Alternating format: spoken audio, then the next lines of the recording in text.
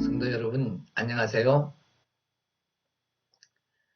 오늘은 마가복음 6장 7절에서 13절을 본문으로 하여 12제자를 파송함이라는 제목으로 말씀을 나누겠습니다. 크리스마스 선물이라는 단편 소설이 있습니다. 미국의 유명한 단편 작가인 오헨리의 작품인데 잘 아시겠지만 그 내용을 잠깐 소개하겠습니다. 너무나 사랑하는, 그러나 너무나 가난한 한 부부가 있었습니다. 남편 짐에게는 부모로부터 물려받은 고급 손목시계가 있었지만 시계줄이 너무 낡아 볼품이 없었고, 아내 델라는 멋진 갈색 머리를 가졌지만 그 머리에 꽂을 예쁜 머리핀 하나 살 돈이 없었습니다. 부부는 서로의 그런 모습이 안타까웠습니다. 크리스마스가 다가왔는데 서로에게 선물할 돈이 없었습니다. 그래서 남편은 갑으로 물려받은 손목시계를 팔아서 아내의 금발에 꽂을 예쁜 머리핀을 샀습니다. 그리고 아내는 자신의 탐스러운 머리카락을 잘라 팔아서 남편 시계에 어울리는 고급 시계줄을 샀습니다. 부부는 행복하고 기쁜 마음으로 각자가 준비한 선물을 가지고 만났지만 이제 그 선물은 소용이 없게 되었습니다. 하지만 세상에서 가장 귀한 선물을 받은 부부는 서로에게 감동하고 감사하며 행복한 크리스마스를 보낸다는 내용입니다. 슬프고 아름다운 이 이야기가 마음을 짠하게 합니다. 이 소설이 발표된 해는 1904년입니다. 100년이 넘는 세월이 지나도 우리 마음에 진한 감동을 주는 것은 소설 속의 그 사랑을 우리가 같은 감정으로 함께하며 동경하기 때문입니다. 그래서 작가 오헨리는 그 소설을 통하여 우리 시대에 함께 하고 있는 것입니다. 그런데 우리는 그 부부의 슬프고 아름다운 사랑의 감정을 함께 하지만 멸망당할 수밖에 없는 인간의 처지를 안타깝게 여기시고 그 아픔을 함께 하시는 분이 있습니다. 그분이 바로 하나님이십니다. 죄를 짓고 하나님을 떠나 죽을 수밖에 없는 인간을 사랑의 하나님은 그냥 두고 볼 수가 없었습니다. 그리하여 인간이 다시 하나님께로 돌아오기를 기대하시며 오랜 세월 동안 여러 방법으로 당신을 계시하셨습니다. 직접 말씀을 하시거나 아니면 선지자들을 보내셔서 당신을 나타내기도 하셨고, 자연을 통해서나 역사를 통해서, 그리고 기적을 일으키시어 당신을 나타내시기도 하셨습니다. 그런데 미련한 인간들은 돌아오지 않았습니다. 그래서 하나님이 마지막으로 택한 방법이 당신이 우리와 같은 죄인의 몸을 입으시고 직접 이 땅에 오신 것입니다. 그분이 예수님이십니다. 예수님은 인간에게 구원의 길을 열어주기 위해 이 땅에 오셔서 모든 아픈 자, 슬픈 자와 함께 하시며 천국 복음을 전파하시고 그 천국에서 영원히 함께 하시기를 원하셨습니다. 그리하여 기꺼이 당신의 몸을 십자가의 제물로 내어주셔서 이 땅에 교회를 세우시고 지금도 우리와 함께하고 계시는 것입니다.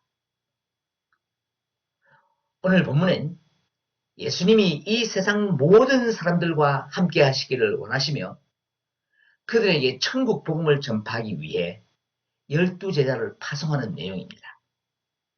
7절을 함께 읽겠습니다. 12제자를 부르사 둘씩 보내시며 더러운 귀신을 제어하는 권능을 주시고,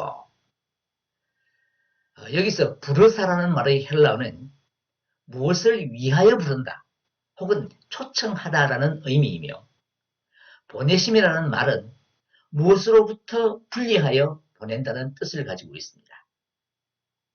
그러므로 부르서와 보내시어라는 말에는 제자 파송의 방법과 목적이 함축되어 있습니다.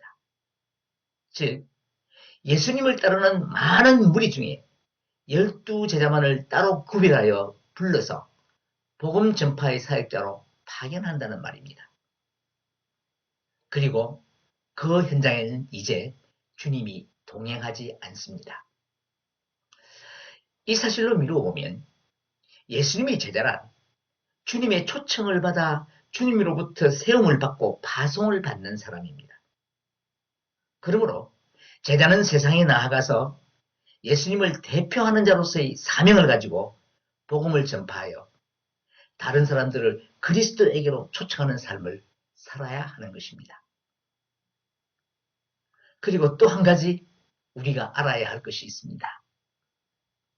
전에 회당장 야이로의 딸을 살리는 말씀을 나눌 때에 중간에 혈류증 여자를 고치는 장면이 마치 샌드위치처럼 끼어 있다고 말씀을 드렸습니다. 이런 샌드위치 구조는 마가복음에서 가장 빈번하게 나타나는 특징인데 오늘 본문 7절에서 13절까지의 내용은 30절로 이어지는 것입니다. 그 사이에 샌드위치처럼 들어있는 내용이 다음 시간에 말씀드릴 세례 요한의 죽음입니다. 제자들이 파송되어가는 이야기 사이에 세례 요한이 죽임을 당하는 이야기가 들어있는 것은 파송받은 12제자가 가야 할 길이 세례 요한과 같은 순교의 길임을 암시하는 것입니다. 그런데 이 제자들이 아직 준비가 잘 되어 있지 않았습니다. 그래서 지난 시간에 살펴본 것처럼 예수님이 제자들을 데리고 고향 나사렛에 가셔서 당신이 배척당하는 모습을 보여주셨습니다.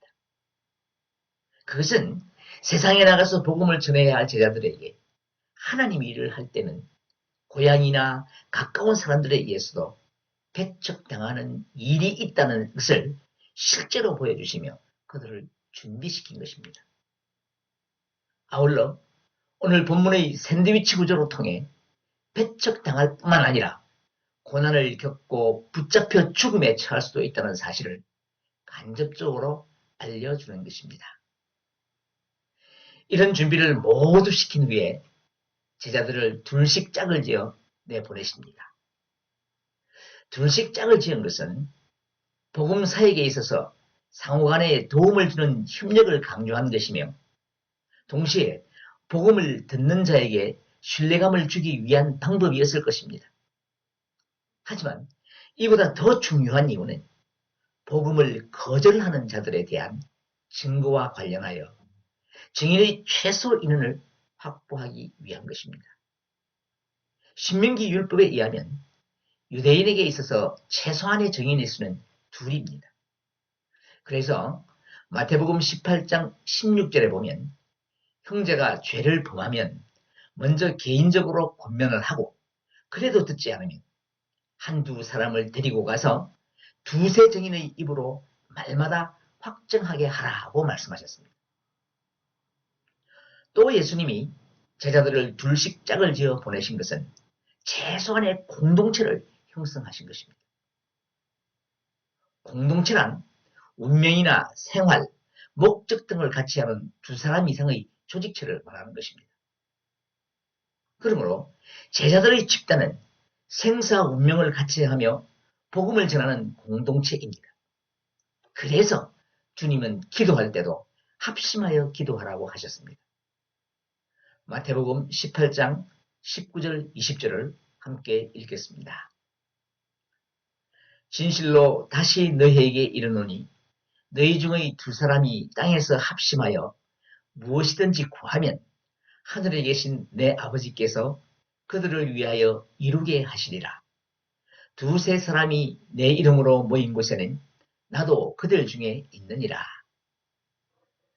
제자들을 파송하실 때에 주님은 함께 하지 않았지만 그 공동체가 합심하여 주의 이름으로 기도할 때에 그들과 함께 하시겠다고 약속하신 것입니다.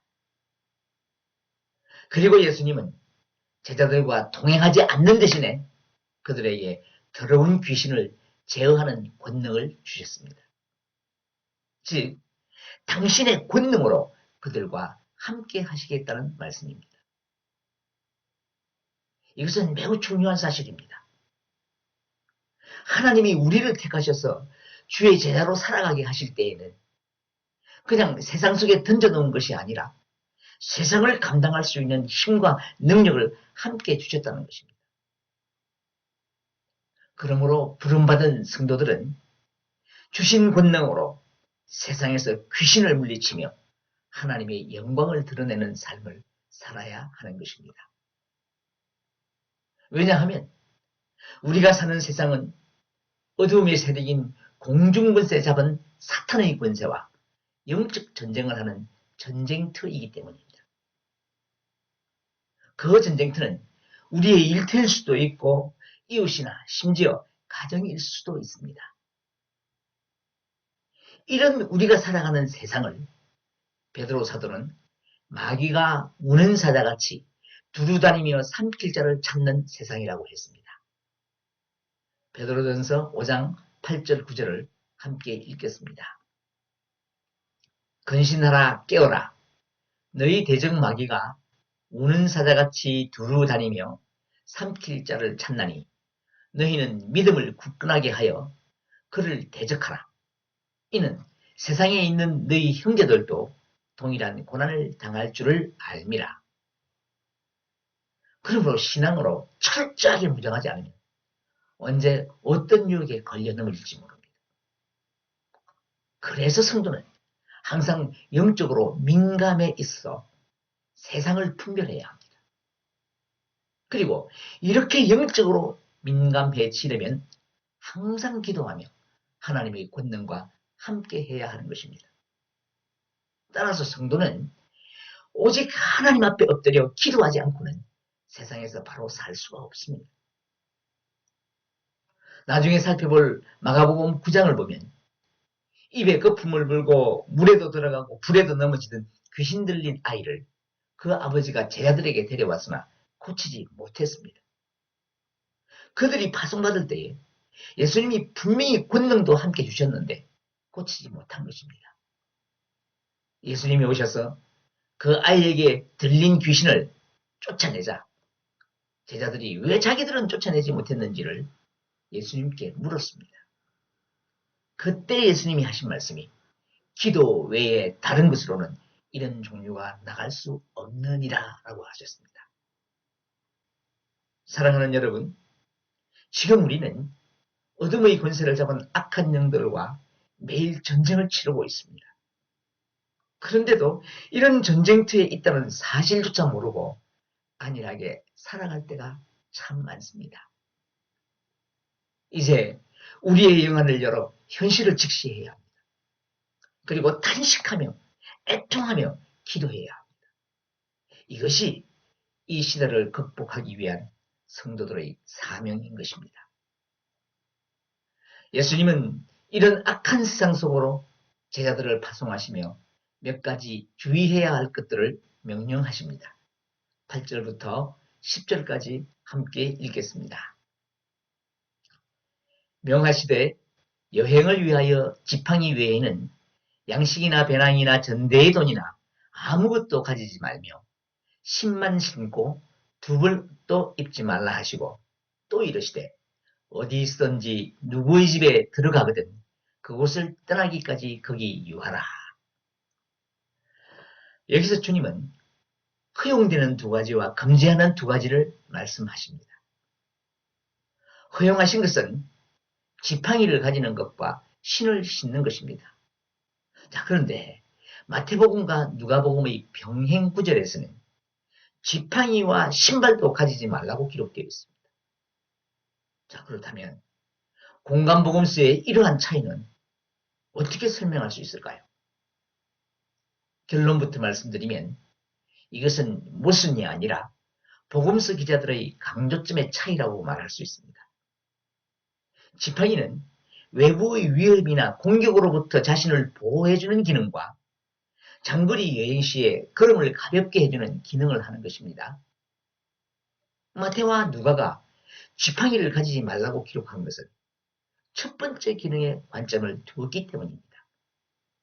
즉, 마태와 누가는 하나님은 전도자의 신변을 보호해 주신다는 사실을 강조한 것입니다. 반면에 마가는 두 번째 기능에 관점을 두어 제자들의 험난한 전도 사역을 강조한 것입니다. 그리고 신발에 관해서는 단어를 구체적으로 해석하지 않아서 나타난 것입니다. 마태복음 10장 10절과 누가복음 10장 4절에서 말하는 신발은 헬라어로 히포데마입니다.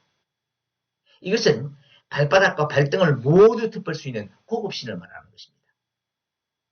그리고 마가복음 본문에서 말하는 신은 헬라어로 산달리온입니다.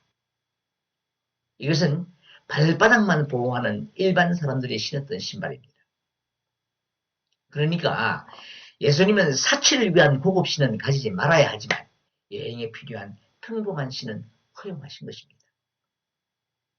그리고 금지하신 것은 양식, 주머니, 전대의 돈입니다. 이것은 전도자가 배부름과 암이람과 풍요함에 주의해야 할 것을 가르치신 것입니다. 또 두벌 옷을 입지 말라고 하셨습니다. 이것은 전도자에게 사치와 허영을 방지시킨 것입니다. 결국 본문 말씀은 제자들이 떠나게 될 전도 여행은 사람의 힘으로 되는 것이 아니라 하나님의 섭리와 도우심 속에서 이루어진다는 것을 강조하고 있는 것입니다. 그러므로 주님의 제자는 물질이나 그 어떤 것도 의지하지 말고 모든 필요를 알고 미리 준비해 주시는 하나님의 능력에 전적으로 의존하는 신앙으로 복음 전도 사역을 감당해야 하는 것입니다. 그런데 이렇게 신발을 신고 지팡이만 들고 가는 제자들의 모습은 출애굽 때의 이스라엘 백성들의 모습을 연상하게 합니다. 하나님이 이스라엘 백성들을 애굽 땅에서 광야로 내보내실 때에 유월절 어린 양을 잡아 그 피를 문설주에 바르게 하고 고기는 구워서 무교병과 쓴나물과 함께 먹게 하여 그 밤을 지내고 드디어 떠나게 합니다. 그때 하나님께서 명하신 말씀이 출애굽기 12장 11절입니다. 함께 읽겠습니다. 너희는 그것을 이렇게 먹을지니 허리에 띠를 띠고 발에 신을 신고 손에 지팡이를 잡고 급히 먹어라. 이것이 여호와의 유월절이니라. 벤허의 영화를 보면 이 벤허가 아랍 상인을 만나 그의 처소에서 식사하는 장면이 나오는데 아주 비스듬히 누워서 빵을 뜯어먹습니다. 자, 이렇게 이스라엘 백성들은 식사할 때 비스듬히 누워서 천천히 먹는 관습이 있는데 하나님은 정반대로 말씀하시며 신발을 신고 지팡이만 잡고 급히 먹고 나가라고 하십니다. 이 말씀 안에는 그 위에 모든 것은 다 하나님께서 책임지시겠다는 것입니다. 그랬더니 광야 생활 40년 동안 만나가 그들의 입에서 끊어지지 않았고 옷이 헤어지지 아니하였고 발이 부르트지 않았습니다. 지금 예수님이 제자들을 보내시며 부탁하신 말씀도 지팡이 외에는 양식이나 배낭이나 전대의 돈이나 아무것도 가지지 말라고 했습니다. 이것이 제자가 갖춰야 될 첫 번째 조건입니다. 그 나머지는 주님께서 다 책임을 지시겠다는 말씀입니다. 그런데 오늘 우리는 어떠합니까? 너무 욕심이 많아요. 내 욕심이 많다 보니 하나님을 의지하는 방법을 모르는 것입니다. 그래서 하나님은 이스라엘 백성들에게 광야에서 하나님께 의지하는 훈련을 시킨 것입니다. 광야라는 것은 농사도 지을 수가 없고 무엇 하나 얻을 수 없는 황량한 곳입니다. 낮은 뜨겁고 밤은 살을 애는 추위가 있습니다. 불뱀이 일어나고 전갈이 위협하는 곳이 광야입니다. 그곳을 오직 신만 신고 지팡이만 들게 하고 내보내셨습니다. 그러고는 아침마다 만나를 내리시는데 욕심부려 많이 거두어 놓으면 다 썩게 만들어버립니다. 낮에는 구름 기둥으로, 밤에는 불 기둥으로 그들을 인도하셨습니다. 왜 그렇게 하셨을까요? 그 이유를 신명기 8장 2절에서 말씀하고 있습니다.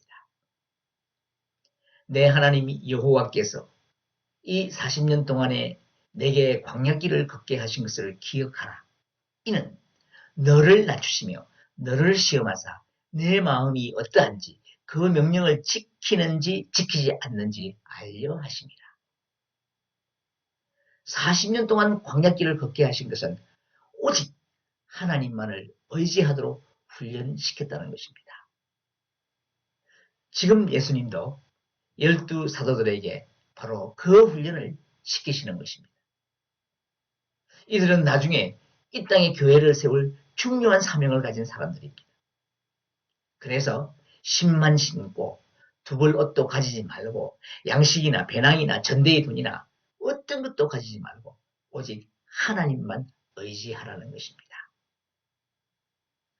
자, 그런데 이스라엘 백성들은 광야를 지나며 조금만 힘들면 차라리 애굽이 낫다고 불평하며 그곳으로 돌아가자고 했습니다. 하나님은 이런 불평을 불신앙으로 여기셨습니다. 그래서 주님은 제자들에게 복음 사역 현장에서 초대하는 이가 있으면 다른 곳과 비교하지 말고 그곳에서 예배하신 하나님의 은혜를 기대하며 머물라고 하신 것입니다. 이 명령은 복음 전도자가 자신의 편의를 위해 머무는 장소를 바꾸지 말라는 것인데 그것은 어떠한 것에도 관심을 두지 말고 박해가 있다 해도 그 박해를 참으면서 오직 전도 사역에만 최선을 다해야 한다는 것입니다. 11절을 함께 읽겠습니다. 어느 곳에서든지 너희를 영접하지 아니하고 너희 말을 듣지도 아니하거든 거기서 나갈 때에 발 아래 먼지를 떨어버려 그들에게 증거를 삼으라 하시니. 예수님은 마태복음 10장 40절에서 너희를 영접하는 자는 나를 영접하는 것이요 나를 영접하는 자는 나를 보내신 이를 영접하는 것이니라고 제자들에게 말씀하셨습니다. 그러므로 제자들을 영접하지 않는 것은 결국 하나님을 배척하는 행위가 되는 것입니다. 하나님을 배척한 자들은 최후 심판 때에 버림을 당하게 됩니다. 주님은 이 사실을 발의 먼지를 떨어버리는 것으로 증거를 삼으라고 하신 것입니다. 이것은 예수님께서 유대인들의 관습에 빗대어 제자들에게 하시는 말씀입니다. 경건한 유대인들은 여행에서 본국으로 돌아올 때 이방 땅의 흙을 묻혀 들어오는 것을 부정하게 여겨서 신발을 트는 관습이 있었습니다. 자, 그러니까 지금 예수님은 제자들을 영접하지 않는 이들은 그들이 유대인일지라도 이교도 취급을 하라는 것입니다. 아무리 혈통적으로 정통한 유대인이라 할지라도 복음을 받아들이지 않으면 모두 이방인인 것입니다. 이렇게 엄중한 명령을 받은 제자들은 그 명령에 순종하여 사명을 다했습니다. 12절, 13절을 읽겠습니다. 제자들이 나가서 회개하라 전파하고 많은 귀신을 쫓아내며 많은 병자에게 기름을 발라 고치더라. 파송된 제자들이 나가서 한 사역은 크게 세 가지입니다. 먼저 전파하는 것입니다. 제자들이 전파한 것은 예수님이 갈릴리에서부터 전파하신 하나님의 복음인데 제자들이 복음을 전파하여 기대하는 목적은 사람들이 회개하여 하나님께로 돌아오는 것입니다. 이렇게 하나님께 돌아오면 죄로 인하여 병든 인간의 영이 회복됩니다. 그러니까 제자들의 첫 번째 사역은 인간의 영을 치료하는 것입니다. 두 번째의 사역은 귀신을 쫓아내는 것인데 귀신은 인간의 내면에 들어가서 인간의 마음과 정신을 지배하여 혼을 무감각하게 합니다. 그러므로 귀신을 쫓아낸다는 것은 결국 인간의 혼을 치료하는 것입니다. 그리고 세 번째 사역은 인간의 육신을 치료하는 것입니다. 제자들이 바른 기름은 당시의 상처에 바르는 치료제였습니다. 그리고 이 기름은 상징적으로는 신유의 은혜와 그 능력을 의미하는 것으로 병자에게 주는 하나님의 도움을 의미합니다. 결국 제자들이 한 사역은 인간의 영, 혼, 육을 치료하여 하나님 나라로 인도하고 이 땅에 하나님 나라를 확장하는 것이었습니다. 그리고 이 사역은 오늘 우리 성도들과 교회들이 주님 다시 오실 때까지 감당해야 하는 가장 기본적이고 중요한 사역입니다. 이제 말씀을 맺겠습니다. 지금 예수님은 제자들을 불러 귀신을 제어하는 권세를 주시며 세상으로 나아가라고 명령하신 것처럼 오늘날 모든 성도들에게도 각자의 맞는 은사를 주시며 세상에 나가서 어둠의 권세와 싸워 이기고 하나님 나라를 확장할 것을 명령하고 계십니다. 중요한 것은 그 명령을 받은 저와 여러분의 자세입니다. 물질이나 권세나 이 세상 그 어떤 것도 의지하지 말고 오직 하나님만 의지하고 하나님이 주신 것만으로 만족하며 사명을 감당해야 합니다. 주님께서 우리에게 가르쳐 주신 기도 중에 우리를 위한 첫 번째 기도가 일용할 양식을 구하는 기도입니다.